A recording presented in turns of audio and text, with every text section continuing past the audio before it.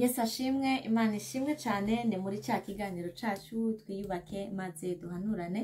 Uyu munsi nkaba nashimye kuvuga kuri ino teme. Abakobwa benshi bashaka, reka kwanza ndabibwira, nitwa Bihorusa Jamel, nkaba nubatse mba muri Canada, mfise umushinga ntahe n'abana babiri, akaba ari jeshikiriza kino kiganiro twiyubake maze duhanurane.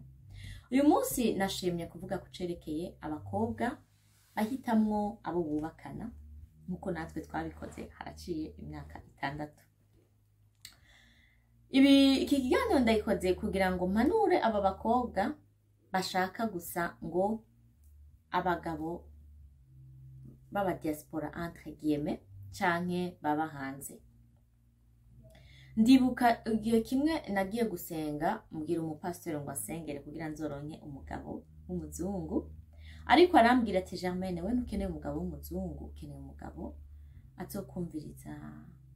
Ntiyashatse kumbwira ngo sinkeneye umugabo w'umuzungu, no, yase kumbwira ati ntukeneye juste ko ushira kritere yuko uronka umugabo w'umuzungu, nahubwo usaba Imana umugabo azokumviriza, azogukunda, homora ibikomere ufise, kuko mbona ufise ibikomere byinshi, kandi koko nawe ufise ibikomere byo kubana n'umubel na muka data, ibikomere byo kubona ibintu nakuze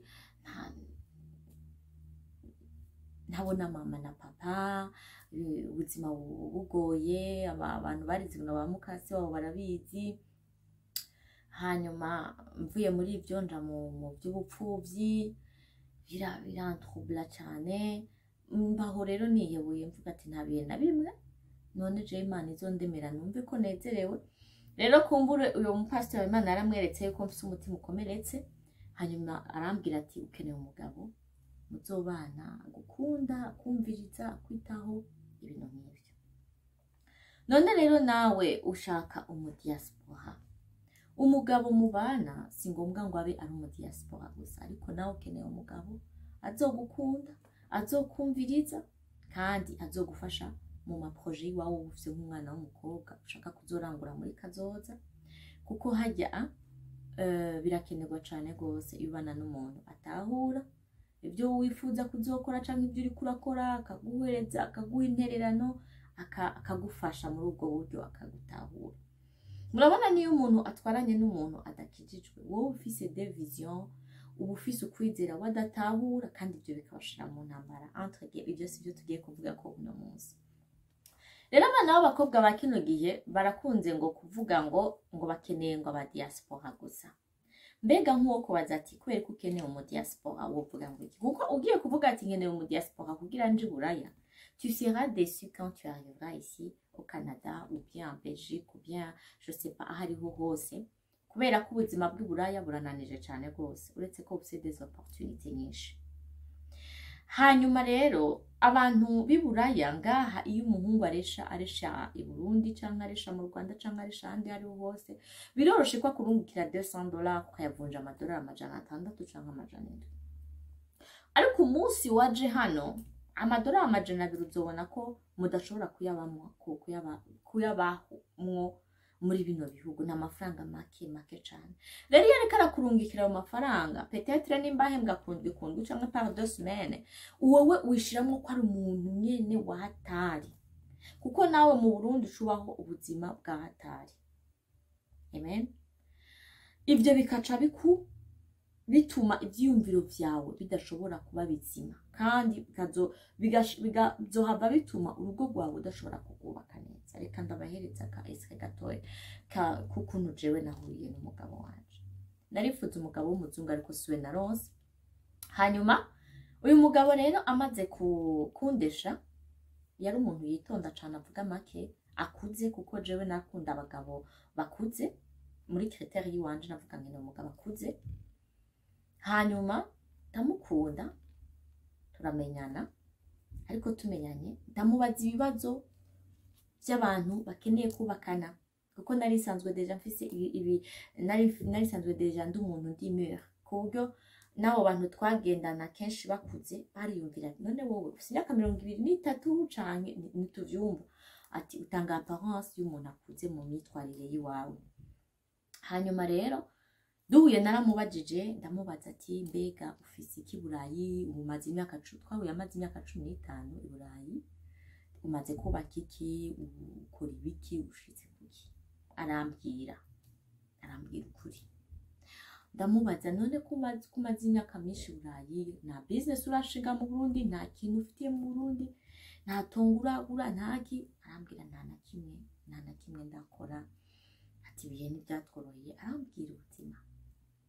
Hanyuma ndamukunda ndamutahura akomeza kumbwira nyene ibintu kuri telefone ndamubwira ariko naho biruko ugura itike uze nimba ukeneye yuko dukora ibintu by'umugore n'umugabo byo ku matelefone ndamaze kubibamwo kenshi nta nico bitanga kenshi ariko namba unkunda uzoze tubivugane. Yari mu kwa gatatu mu kwindwi acagura itike araza kundaba i Burundi. Aje kundaba i Burundi by'ukuri twarabonanye arankunda ndamukunda. Hanyuma turategura ubukwe buraba. Ubwo bukwe twabuteguye nk'abarundi. Abarundi bahuye umurundi ahuye n'umurundi kazi ataca afise n'uwundi ataca afise barashira uburyo hamwe barakora ubugeni. Yarakoze byose ibyo bikenewe yarasavye irembo arakwa turagira mariage. Ndibuka yuko muri ibyo byose hari amafaranga nanje natereramo. Wanashaka abaririmbyi n'abavuza abavugije ingoma ku bukwe bwacu neje nabarishe. Ibyo mu rugo byinshi nije nabiguze uretse ko ari umwigeme ategerezwa kubigura ko ndibuka ko twaragiye nta frigo twari dufise muhiri wacu hariho ibintu bifise agaciro k'aba jeune marié bagitangura ubuzima bwo hasi. Abantu benshi baranaza bakavuga Germe kandi ari umuntu w'Iburaya ivyo nibyo ufise. Twagiye kugurira ibikoresho byo mu nzu abijya byo kuyekipa mu Ruvumera parce que sinari nakunze diaspora nari nakunze umuntu kandi iyo muntu ndamukunze nashatse kumumenya aranyibwira ambwira uwo ari we murumva. Hanyuma rero turakora ubwo bukwe. Sare twakoreyemwo ubukwe twayishe ibihumbi 300 300,000 niyo twakoreyemwo ubukwe. Bwari ubukwe burimo urukundo ariko butarimwo amafaranga menshi kuko nta nayo twari dufise ariko twari dufise urukundo. Hanyuma umugabo wanje amaze tugejeje kugira ubukwe araza arasubira i Buraya. Iyo rero asubiye i Buraya je naca nitahira muhiri wacu kuko sinashobora kuguma mu nzu ya Jane. Ari byo shaka guhanura ko abakobwa ba kino gihe babonye ngo diaspora naho wosanga ari umukobwa yakuze mu buzima buciririye kera na kera nje kuba mu Kinindo kera na kera nje kuba mu Kigobe kera na kera umuduga kera na kera urumva wa muntu nawe kubera aba yagukunze byose akabiguha kandi ubiravye amafaranga y'amadolari yavunje mu marundi birashoboka ko ubwo buzima abukofra abuguhereza ukabubamwo. Ariko réellement nimba arico wakundiye uyo muntu kubera ubwo buzima menya neza yuko ni wamusanga i Buraya uzoba déçu kuko uca usanga i Buraya ari wa muntu aciriritse nyene umutashaka kandi ukaba ufise garanti yo kuba i Buraya imyaka myinshi n'uyo muntu kuko biragoye benshi baba baratashe ariko usanga bigoye. Rero nashaka guhanura abakobwa nimureke gushira imbere ubu diaspora canke uburyo ibintu birarondegwa kandi uwizera Imana akarondera araronka. Hariho umugisha Imana itanga usabye Imana umugisha Imana iraguha umugisha ukarondera ukabona. Ariko uhahamiye byinshi usanga utabironse kandi uhahamiye byinshi usanga uyovye. Uhamiye byinshi usanga ugiye ku muntu mutazo atakintu muhuriyeko ata education ata valeur ata intérêt nimwe muhuriyeko juste parce que wumvise ngo ni mu diaspora. Hanyuma mugiye kubana ugasanga tu es foutu uratakaje intumbero ya ubuzima bwose kubera tu es avec you are with the wrong person, uri kumwe n'umuntu atari we, umuntu mudahuje, umuntu atakintu na kimwe muzokubakana, paske ntagutahura, ibyo ukunda ntabitahura, ubuzima ushaka kubamo ntabutahura, muri abantu babiri bari different, mwavuganiye kuri ama telefone, mugiye kubonana umwanya muto, bien, bice bigorana. Ariko ubishizemo ubwenge urabitahura kandi ukamenya icyo ushaka, nimba atari icyo ushaka naho yo bari mu diaspora rekura, paske urugo n'urugendo rurerure cyane gose. Kandi hajya urugo nama nkunda kuvuga ngo burya ngo biri similaire, bisa n'ibibangabangana. Kubura urugo ubufise amahirwe menshi yo kubura ijuru, niko nkunda kuvuga, ariko c'est pas nécessairement vrai, si ibyo na gato.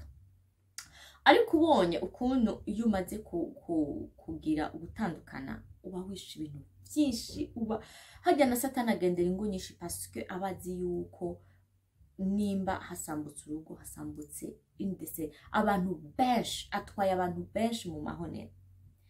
Rero nico gituma mbwira umukobwa ariko arashaka, nurabe gusa ngo diaspora, ariko raba umuntu ahwanye, kuko kugira umenye ko ari Imana yakwandikiye nuko muhuza, nuko umutima wawe umukunda, umutima umumenekeye, hamwe ujya mukumva ati naho nobyuka yamugaye, naho nobyuka yabaye gute nzomugwaza, naho nobyuka yakenye nzomuterera utwumvise duke tudo, naho yo tuzosangira umunyu. Nuko umugabo utegerezwa guhitamo utangura kubyiyumvira, paske je mbona n'umugabo wanje banashaka yarafise n'ikibazo gikomeye cyane ntagiye kuvugira hano, ariko igihe byabaye ngombwa ari ready tuzoshobora gufasha abandi bantu tubabwire. Namukunze afise ikibazo gikomeye cyane, ariko nakimenye ndavuga ati ndagukunda, ntabwo ndabihindura, paske nari ndamukunda. Rero urugo ni ikintu gikomeye cyane, ntimurabe ngo diaspora, paske urugo ntirushingiye kuri diaspora. Ushobora no kuba gukunda umuhungu ari ngaho mu Burundi cyangwa mu Rwanda mubana, ejo kweri Imana icyo yabandikiye mukagenda mwese mukajabuka. Anyways, abantu benshi bavuga diaspora kubera uburyo, ariko Imana nitanga ubuzima. Hari abantu benshi bagorewe muri ano mahanga, hari abasegerereza ku mabarabara muri ano mahanga, hari abantu bafite depression irenze muri ano mahanga, hari abantu bagowe. Afete ushitse muri bino bihugu, ego n'ibihugu biteye imbere, ariko usanga hose ari ku isi. Rero nashaka mfashe bene wacu b'abakobwa bagishaka bahitemwo neza, ntibahendwe gusa na diaspora, ariko bahitemwo neza, bamenye icyo bashaka mu buzima, basaba Imana ubwenge, baba badame bafite ubwenge biyubaka. Jewe umugabo wanje amaze kumbwira ko atakintu na kimwe afise i Buraya n'i Burundi, navuze ati okay, usubiye hanze ndasubira muri wacu, nta mahera y'inzu twakonsoma, nta kintu na kimwe. Ariko muri uyo mwaka n'amezi abiri umugabo yari aranyitegurira ngo inze kumusanga, nanje namubwira ati ntibikunda yuko dushobora kuva mu Burundi atana gatongo twasize. Navuye mu Burundi tuguze amatongo 3. Umugore w'ubwenge azana ibitariho. Rero hariho video nakoze mvuga nti umugore w'ubwenge nuza gukontribuwa, nuza kuvura umugabo, nuza numufasha mwiza. Hajya ugiye kuraba mu muco mu Kirundi, iyo umuhungu atevye no kurongora usanga atane jambo bamuha, kenshi na kenshi usanga kubera ko usanga ari umuntu bavuga ko ataca ashoboye. Mu bisanzwe ubushobozi bw'umuhungu bugirwa n'umudani, ubushobozi umuhungu aba ikintu kizima iyo akoze umuryango, afise uyo mudame yinjiye mu buzima bwiwe, niho yitwa izina umushinga. Ntabantu bakumva yuko iyo haguruka akavuga ijambo mu bantu. Rero nshaka gufasha mwebwe bashiki bacu batoya mutarubaka, vous avez de la chance. Haca ibiganiro byinshi ku ma televiziyo, navyo nyene bibuca bibasoba, kuko hari bibahanura vyiza n'ibibahanura bibi. Yego, ariko mugira ubwenge bwo gusobanura, bwo gutriya, nibwo bwenge, mukamenya uvuga ibyo n'utavuga byo. Rero urugo n'urugendo rurerure, ni waraba diaspora gusa uzogorwa, kandi uri kumwe na wa mu diaspora uzodetwiza, uzosambura ubuzima bwawe uri kumwe na wa mu diaspora, uzobura ibyizigiro uri kumwe na wa mu diaspora, uzokwiheba uri kumwe na wa mu diaspora.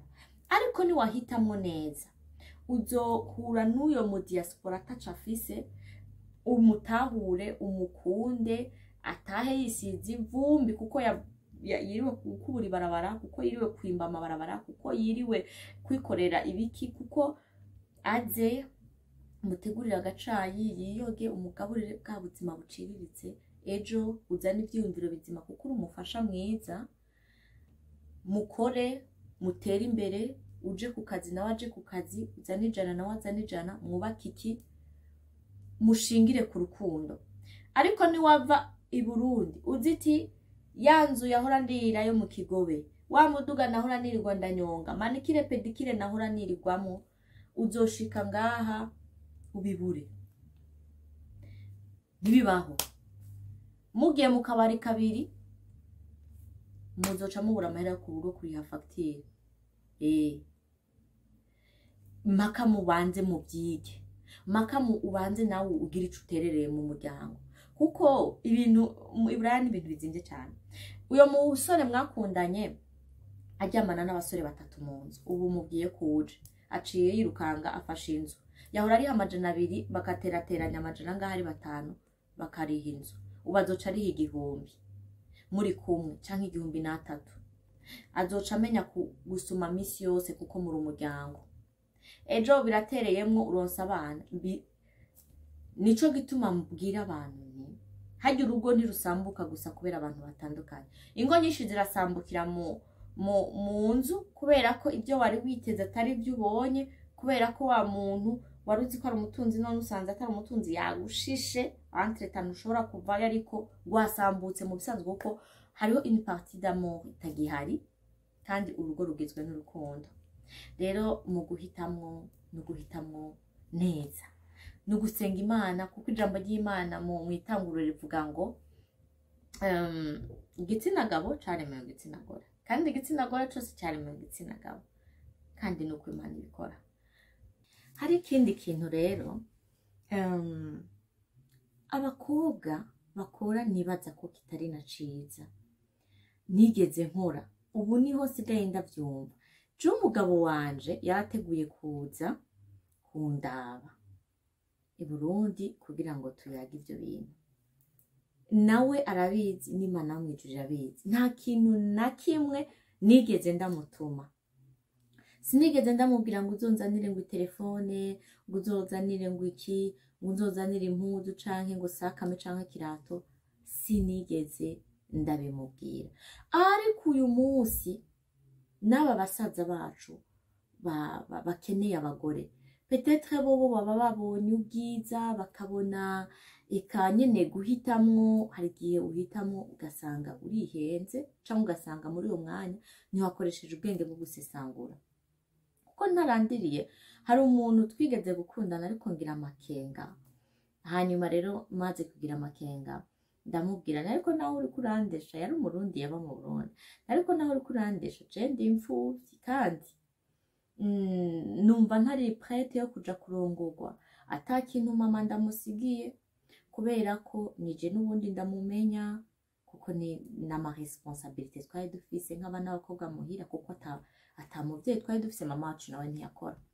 Ariko sinabivuze kubera ngo nibyo ngiye gukora, ariko bwari bwa bwenge buntuma kumviriza ngo menye umuntu ngiye guhitamwo ari we. Ca ndamubwira ntariko nashaka gusaba agacredit n'imiburiburi ndamwubakire mama akazu kamwe mu rugo, kubera hari kibanza ntazotugore cane, ni nawe azoba yimenya muri ako kazu, bamuha amahera ya ratio. We acarasanza acaravuga n'ijwi rirenze, ushaka usabe credit zoje tubaho gute, uri muri credit niba guhemba. Naye ndaraba ndavuga nti ivyo nivyo nashaka. Naciye mvuga nti okay, namwumvije, ariko nca ndamukuramo ndamenya ko uyo mugabo tudashobora kubakana, kubera sinshobora kubakana n'umugabo adashobora gutahura ibibazo noba mfise. Kandi umuvyeyi yampaye ubuzima ashobora kuvuga ati yamara usavye credit bizotugora kubaho natwe, ariko none tuzoraba uko tuza turamufasha tugize gutya ariko mwumva yuko uyo muntu afise n'akantu ko kumva ikibazo ciwanje omwa. Rero abana b'abahungu namwe n'abana b'abakobwa mugishaka mugira ubwenge bwo kumenya ibyo mushaka. Urugo n'urugendo rurerure kandi urugo ntirugira imyaka ngo ruhagarizeko. Oya, ntibizokubuza kubaka ufite imyaka 40, ntibizokubuza kubaka ufite imyaka 45, ntibizokubuza kubaka ufite imyaka 30 cyangwa 20 uhuye n'umuntu we. Kuko hari abavuga ngo ninagira imyaka 40 ngo nkagenda kubaka ngo nta mwana nzoronka. Ariko hariho n'abubatse bafite 25 cyangwa 20 batabaronse. Imana niyo vyose. Urutonde Imana irarukunda kandi Imana yaduha ubwenge ngo tubukoreshe. Rero muri iyo ntumbero ugasanga nari ngiye kubabwira ukuntu abakobwa bakino gihe bapfa gukundana n'umuntu wo hanze bakaba bamaze kumwereka amaparfait n'abantu bo hanze tutaba tuzi n'amazina, akamufotora parfait igwa nka $300 canke $500 ngo uzonzanire iyi parfait shango niyo nshaka. Ugasanga ariko amwereka amasaka y'ama Dior y'ama Michael Kors, amasaka amagurwa amadolari 1000 yo ngaho. Katusangana ibintu biteye ubwoba cane gose bane b'abakobwa. Nimushire imitima yanyu ku bintu. Ibintu niyo mwoba mubifise uno munsi ejo mumenye ko bishobora gukamangana bikagenda. Rero jewe nico kintu naco ntegeze nkora kandi abantu benshi je bamparura cane ko ndi umuntu akunda ibintu kuko amafaranga je narayakorera. Jewe hari ukuntu nagira compte Lambert haheretse abantu amafaranga bakampemba. Jewe no ngahibura yandi ndasuka. I Burundi abana bose twiganye secondaire barabizi naradandaza impuzu za Bugande kandi naronkamwe amahera menshi. Nkanacishamwo nkagenda kurangura z'amakombokombo ariko nkirasura yuko naronse ikirato, ishati n'agapantaro canke n'akajipo bisa nkabidandariza hamwe nkabyunguka ko nk'ibihumbi 30. Jewe namye ndi umuntu kuva mu 10 papa wanje apfuye naciye niga kurangura amasuti. Suti nayirangura truwasa canke 250 nkayigurisha amajana 7 canke 1000 canke 2000. Nabuze narayigurisha amajana 7 ariko nayicira icabiri 1000. Rero nari umuntu nironderera kandi nkabikorana agahinda n'ubwenge. Abantu rero bambona niyambariye neza meze neza bakavuga ngo namahera hawe n'abagabo. Kandi uri umwana w'umukobwa hashobora no kuza umuntu akakugonga akaguha ayo mahera, c'est normal. Ariko sinigeze mba wa mukobwa mvuga nti mbega ko amavuta aheze ninde mugabo yoyangurira canke ninde musore yoyangurira. Oya, siko nigeze mera kandi ibyo byarasobanutse maze kubaka urugo. Ako rero karagaciyemwo. Witonde niyo abari mu diaspora umubazi ibibazo by'ubwenge niwumva yuko bishoboka mubandanya n'urugendo, bidashoboka urekure kuko biragoye cyane gose. Hanyuma rero ndabifurije abana bagikura abigeme batarashaka gusaba Imana ubwenge. Ubwenge ni ikintu gikomeye cyane nico kizoguhanura igihe cyose. Kandi nashaka ndabasabe abana bakiri bato musenga Imana kuko Imana niyo nzira y'ukuri, niyo nzira ishikana ku byiza byose. Ego ikindi naco diaspora sibwo buzima. Ushobora kubona umugabo w'i Burundi umuntu nakuranye, umuntu ari ngaho mu Burundi afise ubuntu afise ubwenge, mukazorondera mukazoronka mwifuza kubiburaya murashobora kuzobigira ko mukazanana mu rukundo mu bumwe no mwumvikana. Rero niyo ntererano nashaka kubaterera uno munsi muri kino kiganiro twiyubake maze duhanurane. Yari Madame Germaine naho gutaha. Ciao ciao.